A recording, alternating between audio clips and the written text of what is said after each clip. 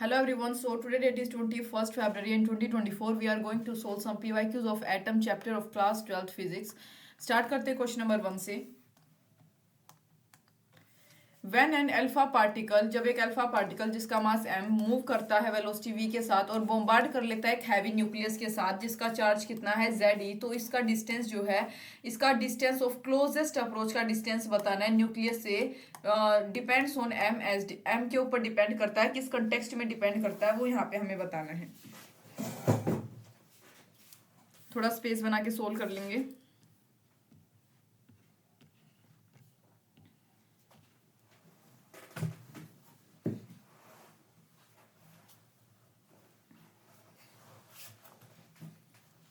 देखो,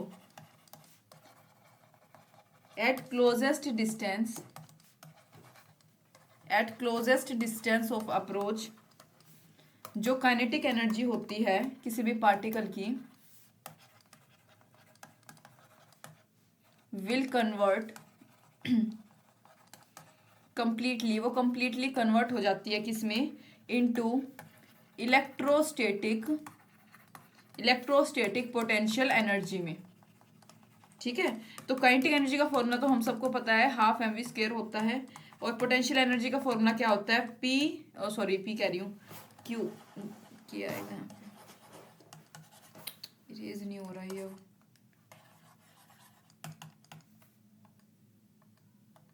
सारा ही उड़ गया.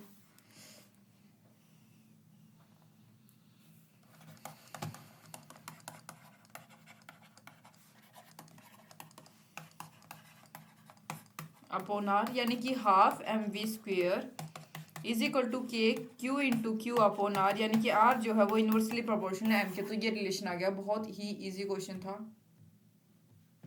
यानी कि करेक्ट ऑप्शन हमारे पास इसका क्या आएगा, A, inversely proportional. Next, alpha nucleus जो है जिसका energy half M we square है, बोम्बार्ड करता है एक हैवी न्यूक्लियर टारगेट के साथ जिसका चार्ज Ze है.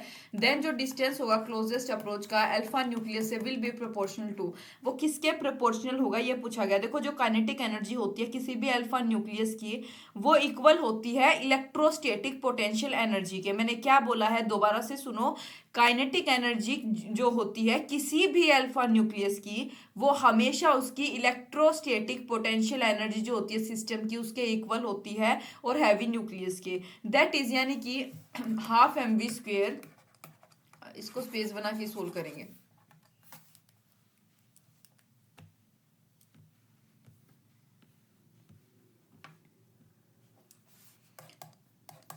Kinetic energy of alpha nucleus is equal to, किसके इक्वल होती है, electrostatic potential energy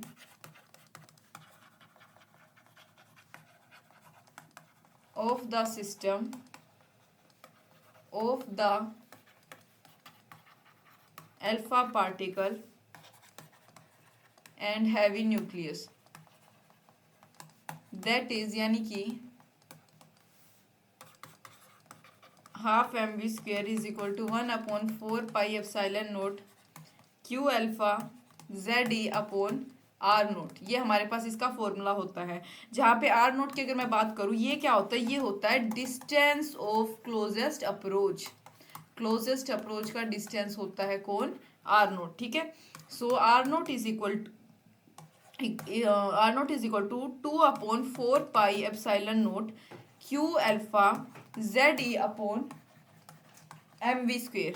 right, so देखो, R naught directly proportional to Ze, यानी ये number directly proportional to Q alpha, inversely proportional to mass and inversely proportional to velocity का square. तो यानी करेक्ट ऑप्शन हमारे पास क्या आएगा, ये जो फर्स्ट ऑप्शन हमारा करेक्ट था, same option 1/m, inversely proportional to what, मास.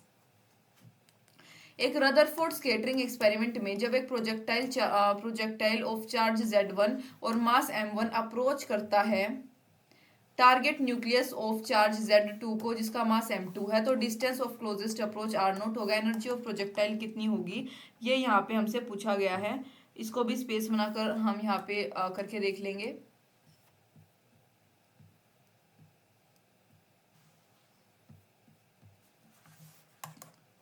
देखो, the kinetic energy of the projectile is given as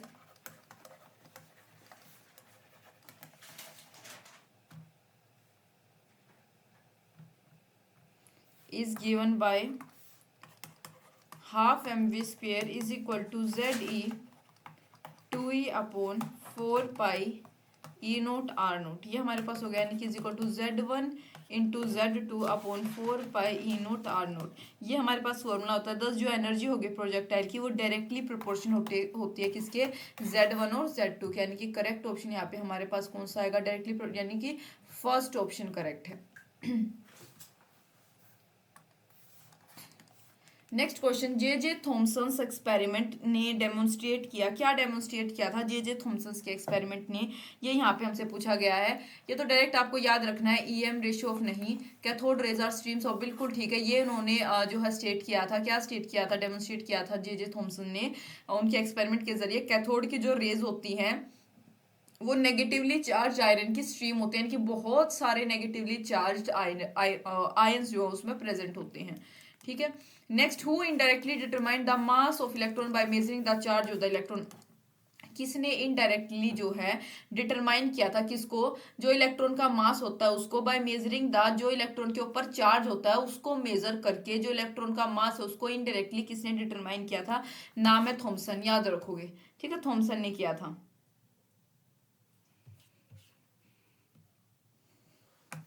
Rutherford scattering experiment में what will be the correct angle for alpha scattering के लिए correct angle क्या होगा, for an impact parameter b is equal to 0।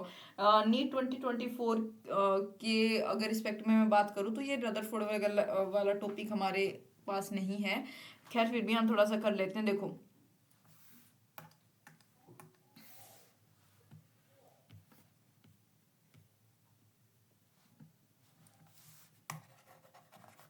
Impact parameter for,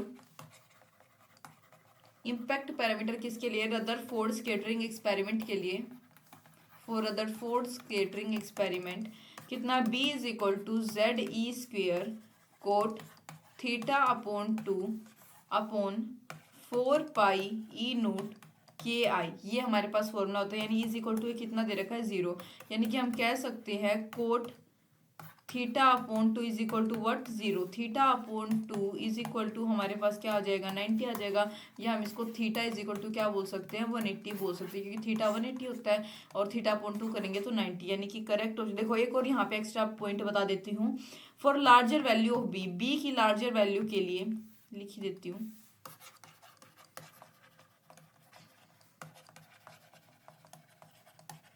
जो alpha particle होता है will go undeviated, यानी कि अनडेविएटेड का मतलब होता है वो बिना किसी डेविएशन को शो करे निकल जाता है, मतलब जिस भी डायरेक्शन में जा रहा है वो यूनिफॉर्म डायरेक्शन में, कोई ऐसा डेविएशन वगैरह नहीं हो रहा, कोई ऐसा मोड वगैरह कोई डाइवेट होके वो नहीं मुड़ रहा है, ठीक है। और स्मॉल वैल्यू ऑफ बी के कंटेक्स्ट में बात करी जाए, जो अल्फा पार्टिकल होता है वो लार्ज स्केटरिंग को सफर करता है, विल सफर लार्ज स्केटरिंग, यानी बहुत ज्यादा जो है बिखरता है, बेसिकली अलग अलग ऐसे हो जाना, बिल्कुल ये पॉइंट याद रखोगे।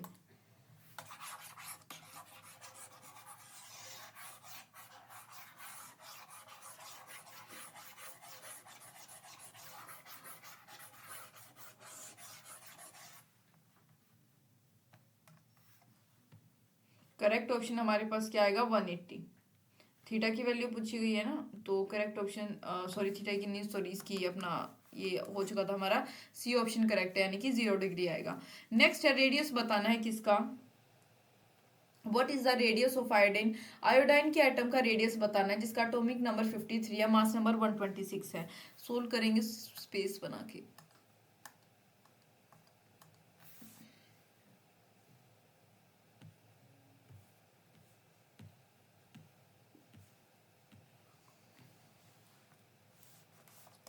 देखो 53 इलेक्ट्रॉन्स जो हैं आयोडीन में, in iodine atom are distributed as, किसकी फॉर्म में डिस्ट्रीब्यूटेड है, 2 8 18 18 7, ये सीक्वेंस होती है, यही सीक्वेंस होती है और बेसिकली, ठीक है, याद रखनी है आपको, 1 2 3 4 5, यानी कि n इज इक्वल टू कितना आ गया, 5 आ गया इसका,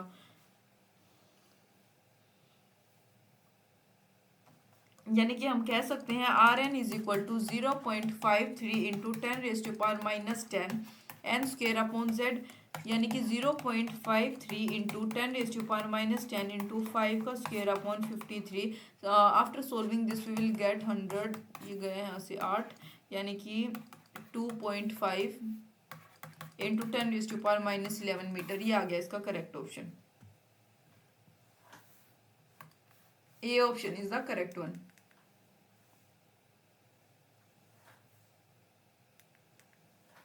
एक मिनट, ये क्या लिखा गया है? For which one of the following Bohr model is not valid, कौन सा इनमें से किसी एक के लिए बोर मॉडल जो है वैलिड नहीं है, कौन सा केस है? Singly ionised helium atom, deuteron atom, singly ionised न्यून एटम, या ये सी ऑप्शन हमारे पास इसमें करेक्ट आएगा। देखो जो बोर मॉडल होता है वो सिर्फ और सिर्फ वैलिड होता है किसके लिए? सिंगल इलेक्ट्रॉन स्पीसीज के लिए। जैसे कि हमारे पास हो गया हाइड्रोजन, या फिर हाइड्रोजन लाइक एटम जो होते हैं जैसे कि हीलियम, ड्यूट्रॉन हो गया। ठीक है, सिंगली आयोनाइज्ड नियन एटम, नियोन का जो एटम होता है उसके पास एक से ज्यादा इलेक्ट्रॉन होते हैं उसके ऑर्बिट में। हैंस बोर मॉडल जो है इसमें नियोन में वैलिड नहीं होगा due to more electron in orbit.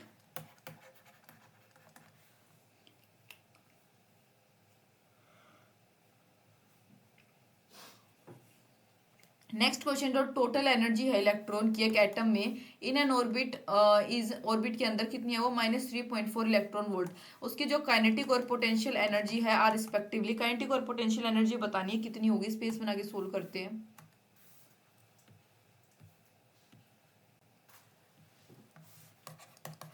According to Bohr's model of H atom, जो रिलेशन है, relation between kinetic energy, potential energy and total energy, वो कितना है? Kinetic energy is equal to total energy is equal to, ये relation है जो आपको याद रखना है। Kinetic energy is equal to total energy is equal to half potential energy. So हम कह सकते हैं कि काइनेटिक एनर्जी जो है is equal to negative of total energy, यानी काइनेटिक एनर्जी, टोटल एनर्जी हमें कितनी दे रखी है? 3.4 इलेक्ट्रॉन वोल्ट। और पोटेंशियल एनर्जी को हम क्या बोल सकते हैं? 2 times of total energy, right. तो यानी कि पोटेंशियल एनर्जी क्या हो जाएगी? 2 इंटू 3.4 करेंगे तो -6.8 इलेक्ट्रॉन वोल्ट। ये आ गया हमारे पास इसका करेक्ट ऑप्शन। काफी इजी क्वेश्चन था, यानी कि करेक्ट क्या आएगा? एक मिनट,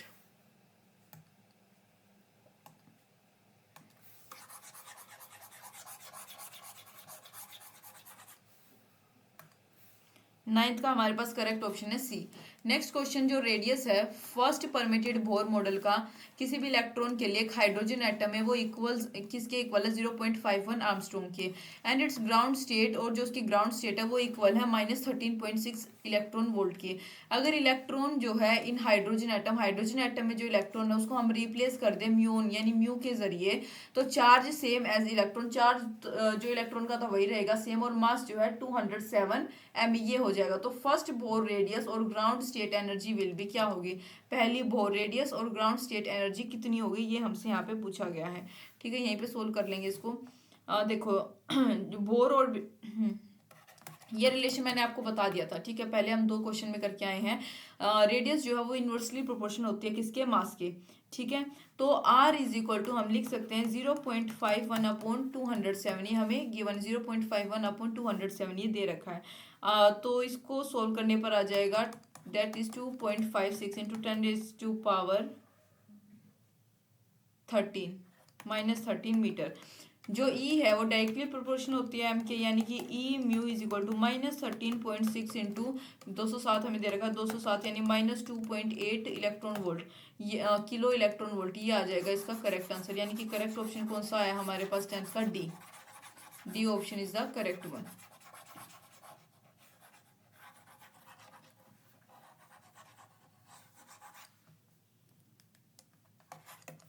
नेक्स्ट क्वेश्चन, जो रेशियो है काइनेटिक एनर्जी की to the total energy of electron in Bohr orbit of hydrogen atom is, क्या पूछा गया है, रेशियो बतानी है काइनेटिक एनर्जी की to total energy of, ratio kinetic energy की टोटल एनर्जी ऑफ इलेक्ट्रॉन के रिस्पेक्ट में एक Bohr orbit of hydrogen atom में कितनी होगी वो पूछा। देखो bore orbit of hydrogen atom की अगर मैं बात करूँ, काइनेटिक एनर्जी का फॉर्मूला उसमें क्या होता है, K Z E square upon 2 RN, total energy का formula is equal to minus K Z E square upon 2 RN, क्योंकि kinetic energy is equal to minus of total energy. So kinetic energy ratio total energy क्या होगी, 1:-2। Very easy, second option is the correct one. Next question, जो ratio है wavelength की of the last line of, जो Balmer series की last line है उसके respect में जो रेशियो होती है वेवलेंथ की, और जो लास्ट लाइन होती है लाइमन सीरीज की, तो क्या होगी वो पूछा गया है यहाँ पे हमसे। स्पेस बना के सोल्व करेंगे।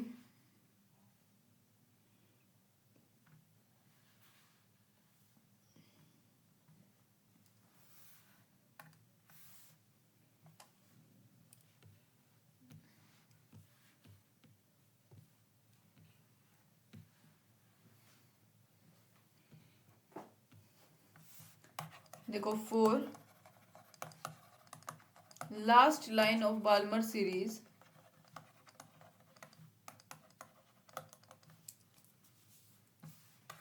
n1 is equal to 2 and n2 is equal to what, infinity, 1 upon lambda b is equal to R Z square. ये फॉर्मूला होता है जब भी हमें किसी भी सीरीज की वेवलेंथ निकालनी हो, are Z square into 1/n1 का स्क्वेयर माइनस 1/n2 का square is equal to R1 का स्क्वेयर 1 यहाँ पे 2 सेकेंड उसमें बात कर रखी थी अपॉन इन्फिनिटी, ये इन्फिनिटी के लिए होता है बाल्मर सीरीज में, ठीक है। तो यानी कि यहाँ पे जो वेवलेंथ आएगी बाल्मर सीरीज की वो आ जाएगी 4/R, ये हो गया पहला। अब दूसरा बात करेंगे फॉर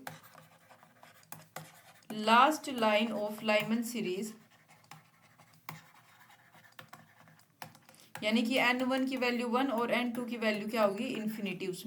उसमें तो n1 की वैल्यू 2 थी, तो सिमिलरली ऐसे यहाँ पे भी पुट करोगे 1 upon lambda L is equal to R Z square, यही फॉर्मूला चेंज नहीं होता है, याद रखोगे, फॉर्मूला रट लेना बिल्कुल, is equal to R Z square 1/1 का स्क्वेयर माइनस 1 इन्फिनिटी स्क्वेयर, यानी कि lambda L is equal to 1/R, ये हो गई second equation. Now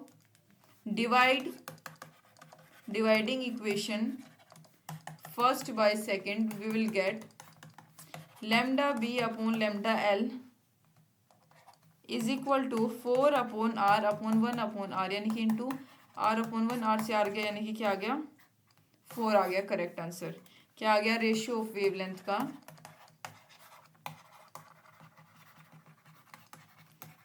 is lambda B upon lambda L is equal to 4।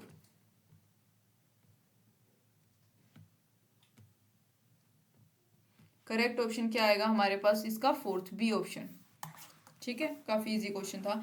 Next है गिवन द वैल्यू ऑफ, यहाँ पे Rydberg constant की वैल्यू दे रखी है 10⁻7 metre. The wave number of last line, जो बाल्मर सीरीज है उसकी लास्ट लाइन का जो वेव नंबर होगा हाइड्रोजन स्पेक्ट्रम में वो कितना होगा, ये पूछा गया है। स्पेस बनाएंगे इसके लिए फिर से।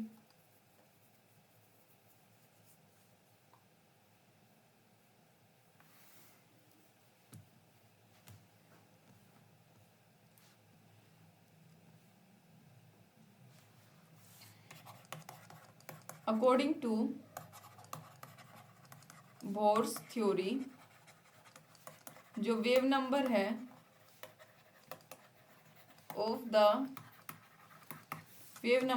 Last line of Balmer series in hydrogen spectrum कितना है, देखो फॉर हाइड्रोजन एटम, यानी कि z is equal to 1 upon lambda is equal to R Z square 1/n2 का स्क्वेयर माइनस 1/n1 का स्क्वेयर, ठीक है। यानी आर जेड की स्क्वेयर, यहाँ पे रिडबर्ग कांस्टेंट होता है ये, ठीक है। तो यानी कि इसकी वैल्यू 10⁻7 इंटू जेड की वैल्यू कितनी है, 1 का स्क्वेयर आ जाएगा। ये आर यहाँ पे होता है रिडबर्ग कांस्टेंट, जेड यानी एटॉमिक नंबर, ठीक है, इंटू 1/2 का स्क्वायर माइनस 1/इंफिनिटी स्क्वायर, यानी कि वेव नंबर जो होगा, यानी 1/λ is equal to 0.25 into 10⁻⁷ metre पर सेकेंड, ये आ गया। अब एक और बात बता देती हूँ, देखो जो लास्ट लाइन होती है सीरीज की उसको हम बोलते हैं सीरीज लिमिट।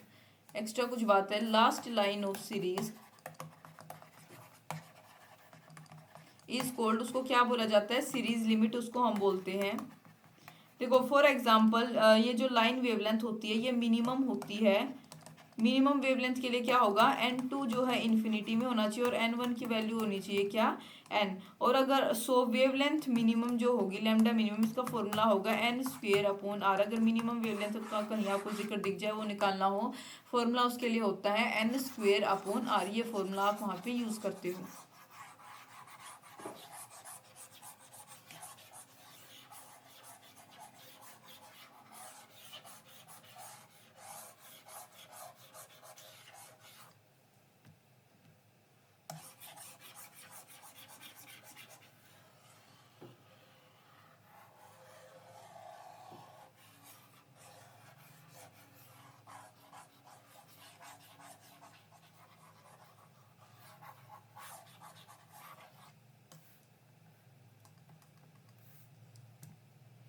नेक्स्ट क्वेश्चन, तो इसका हाँ 13th का करेक्ट आंसर हमारे पास क्या आया है, सी। ठीक है,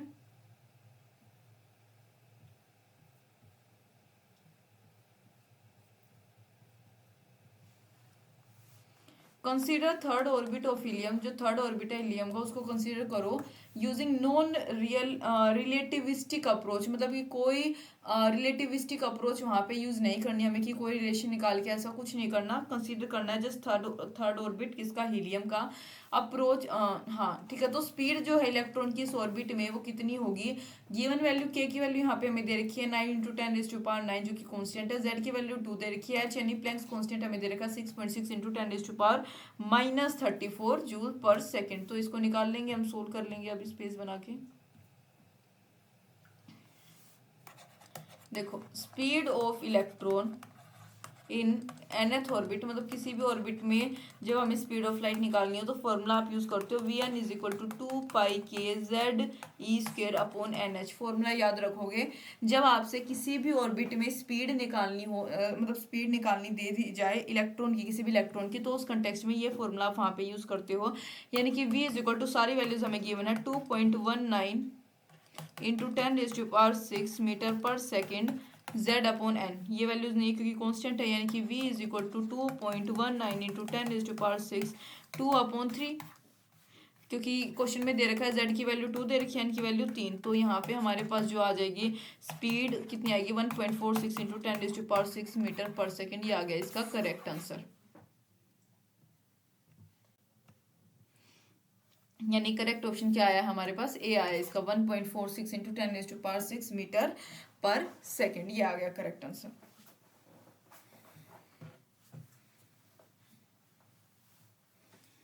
आगे देखो दो पार्टिकल्स हैं जिनका मासेस m1 और m2 है, move with initial velocity u1 और u2 के साथ वो मूव कर रहे हैं ऑन कोलिजन, मतलब कि कोलिजन का क्या मतलब है, भिड़ंत हो गई उनकी दोनों की। ठीक है, तो कोलिजन पर वन ऑफ द पार्टिकल, जो उनमें से एक पार्टिकल है वो एक्साइटेड हो जाएगा एक हायर लेवल के लिए आफ्टर एब्जॉर्बिंग एनर्जी ई को एब्जॉर्ब करने के बाद। अगर फाइनल वेलोसिटी पार्टिकल की बी v1 और v2, then we must have, तो इसका फॉर्मूला बताना है। देखो यहाँ पे सिर्फ फॉर्मूला पूछा गया है फॉर इसी का फॉर्मूला, तो फॉर्मूला हमारे पास बी ऑप्शन इसका करेक्ट है फॉर्मूले wise. By law of conservation of energy, जो काइनेटिक एनर्जी होती है यानी फाइनल काइनेटिक एनर्जी जो होती है वो इनिशियल काइनेटिक एनर्जी के इक्वल होती है, और उसमें से हम एक्साइटेशन एनर्जी को माइनस करते हैं, ये फॉर्मूला होता है। यानी कि देखो 1/2 m1 का square minus 1/2 m2 u2 square minus E. ठीक है, ये फाइनल है हमारे पास, फाइनल में से इनिशियल माइनस करेंगे, सॉरी फाइनल ये होती है, इनिशियल ये है, final is equal to what, initial minus या एक्साइटेशन एनर्जी। क्या बोला है मैंने यहाँ पे, जो इनिशियल हमारे पास काइनेटिक एनर्जी है उसमें से आप एक्साइटेशन एनर्जी को माइनस करते हो और उसके इक्वल होता है हमारे पास फाइनल काइनेटिक एनर्जी। तो ये फॉर्मूला होता है, ठीक है। आगे देखो, इन द स्पेक्ट्रम, हाइड्रोजन के स्पेक्ट्रम में जो रेशियो है लॉन्गेस्ट वेवलेंथ की लाइमन सीरीज में to longest wavelength in Balmer series, इन दोनों की रेशियो बतानी है, लॉन्गेस्ट वेवलेंथ की रेशियो बतानी है दोनों की। देखो फॉर लाइमन सीरीज, या लाइमन सीरीज कहाँ से 2 to 1 फोल्ड करता है ये, यानी कि वही हमने पीछे अभी निकाला तो था इसका 1 - 1/2 का स्क्वायर इज इक्वल टू आ गया 3r/4, राइट। और अब ऐसे ही बाल्मर सीरीज का निकालेंगे, वो 3 to 2 हमारे पास आता है, यानी कि 1/λ(b) is equal to r 1/4 - 1/9, यानी ये आ गया 5r/36। दोनों को रिलेट करोगे तो आंसर आ जाएगा 5/27, यानी कि करेक्ट ऑप्शन हमारे पास क्या है, इसका सी आया है।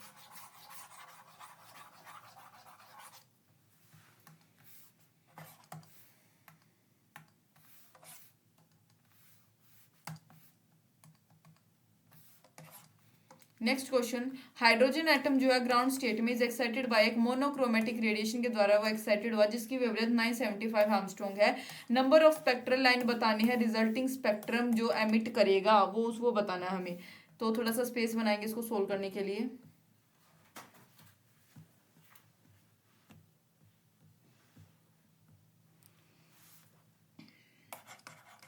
For lambda is equal to 975 angstrom, 1/λ is equal to r 1/n1 का स्क्वायर माइनस 1/n2 का स्क्वायर। ये फॉर्मूला हमारे पास होता है जहाँ पे r कैरिड बर्ग्स कांस्टेंट होता है। सोल्व करने पर n2 is equal to n is equal to हमारे पास आएगा 4, यानी n1 इज इक्वल टू 1, ये ग्राउंड स्टेट पे। Therefore number of spectral lines यानी कि n इंटू n - 1/2, ये फॉर्मूला होता है। n की वैल्यू हमारे पास ऑलरेडी 4 हमने निकाल लिए, सोल्व करेंगे आंसर आ जाएगा 6। इजी क्वेश्चन था, फॉर्मूला बेस सिर्फ।